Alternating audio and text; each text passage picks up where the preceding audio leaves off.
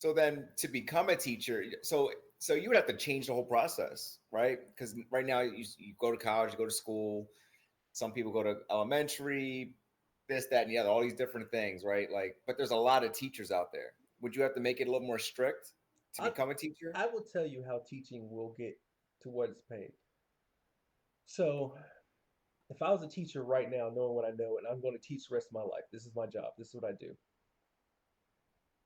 I would have an age group that I wanted to teach. I would have, let's go elementary. I'm going to teach first through fifth grade. This is probably the simplest thing to do. First off, the size of the student is the right size for this. I'd open a private school myself. If I'm a licensed teacher, if I got about 5 years under my belt in elementary school, I would get a old curriculum that I liked. I would teach all grades. If I was an elementary school teacher in the public system, I go one, two, three, four, five. Do that so you can figure it out. Get a curriculum you like. Go to a used trailer lot, or go to Home Depot and buy a wood shed. I'd get somewhere between 5 to 10 desks, 5 to 10 chairs, one big desk, and I'd open a private school in the backyard. I charge what I think it should cost to make me somewhere between $70,000 and $80,000 a year. Have the curriculum ready, and I teach right out of my backyard. I dismiss from my house. If I have to take your kid home, that's a charge. If you want to come bring your kid up late, that's a charge. I would have it. I would have the contract structure. I would tell you, and you laugh, but I'm gonna tell you something, Justin.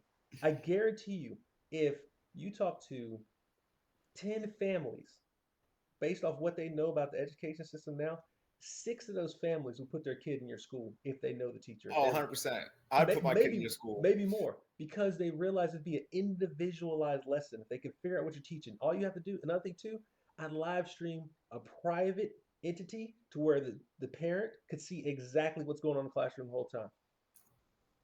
Boom, bang, boom. Virtual teaching also. So if your kid's sick, we're good. They can just jump right in. They don't have to say anything, they don't have to participate. They can just watch. Another thing too, they can stay in class. You can Yes. you can Okay. All right. you You read can my you, mind. you can stay in class.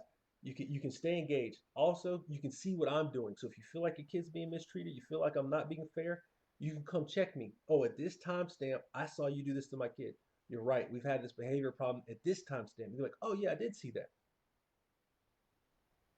That's what I do. And I charge each one of your kids, I don't know, 10 kids, 15,000, 15,000 a year. That sounds like these schools up here, what do they call them? Ward off schools. That I think Probably that's a what, charter school. Might be a ward. I yeah. don't know what a ward off school They is. call them ward off schools, I Yeah, believe. Yeah, it's the same. Or Quaker schools. They it's very similar that's what I to what do. you're saying. If I was a licensed teacher, that's how you turn your salary from being 30 grand to 100 grand that quick. Yeah, man, let's get into something fun. We even got Yeah, it's deep, fun. something deep. I got something deep. Yo, it's been some messy stuff going on between these catty women today. So man, first off, shout out to Nicki Minaj and Meg Thee Stallion. I got both of them up on the stream right now. So Yeah. we've got Hiss and we got Bigfoot. So wait, what track do you think is better? All right, I'm gonna go with Nicki Minaj's Bigfoot. Okay. That's one I like. I like that better. Um, I can go over why I like that one better, but first I want to hate why I hate don't like his. Meg, you You didn't don't write like his. Meg. You didn't write his. No, Meg didn't write his. Okay, Meg the Stallion did not put pen to paper on his. That's not her. That's not her pen. That is somebody else writing her. The cadence is off. It's too smooth. It's not her style. Like from everything I've heard from her prior to what I've heard from her now, she didn't write that, bro. That was somebody literally taking a shot at Nicki on purpose. And that kind of leads into my point we talked off mic to where Nicki's really not dissing Meg, but it's the engine behind her because she realizes she can. Nicki can listen to that record and say the same thing I'm saying. Oh, she didn't write this. Oh, she did not write this. The team wrote that. They just wrote this at me. And that's why I think Nicki's taking this so personally because it honestly wasn't Meg. It's like she says, you're a pawn. They're using you. It's the big pieces in the chessboard behind you, pushing you up two spaces. And that's what I think this record is, honestly. Hiss is not her record. It almost sounds like a dude dissing a dude until she flips it to a girl record. That's where I'm at. Okay. Um, I think it's two different records. I believe his came out first, right? I think Hiss is the one that people are associating to Nicki's beef, like the beef with Nicki. That's why Okay. I say Hiss. She dropped a few lines in there, like subliminally or whatever, and then Nikki right away, like next day or like within 2 days, right, responded, right? Well, the lines, No, it was like it was Friday, and then the timeline was what? She dropped the track yesterday or the day before yesterday. I think maybe like two, yeah, something like that. Yes, I agree. Okay.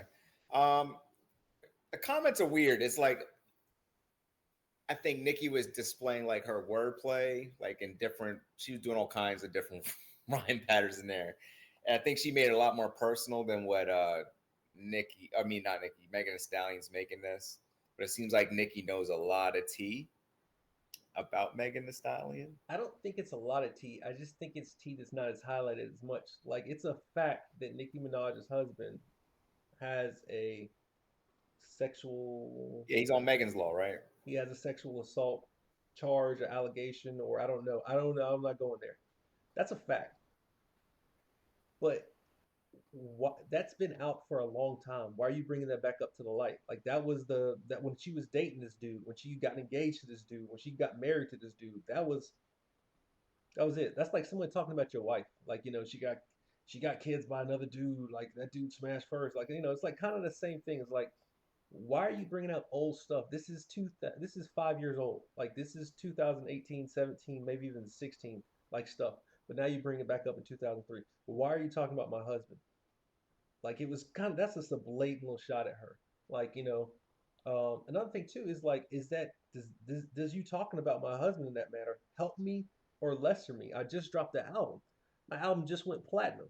Like, what are you doing? Like, I've got traction, so now you want to stop my traction to start your traction. I think Shannon Sharp says it best.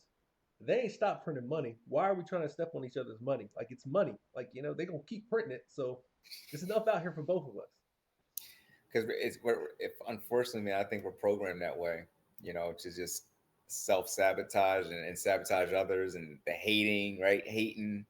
Uh, Yeah, I think number one, hip hop's competitive, so it's already a natural setting for to turn each other. yeah. It's real easy. You know what I'm you saying? you stole the words out of my mouth. I was gonna say it's competitive. It's a competitive It's thing, competitive. and unfortunately, talking junk is competitive, and bashing people is competitive. To get like if I say something about you, but it gives me an edge, then I'm competing, and it makes me a victor in the matter of competition. I'm gonna do it. This is natural.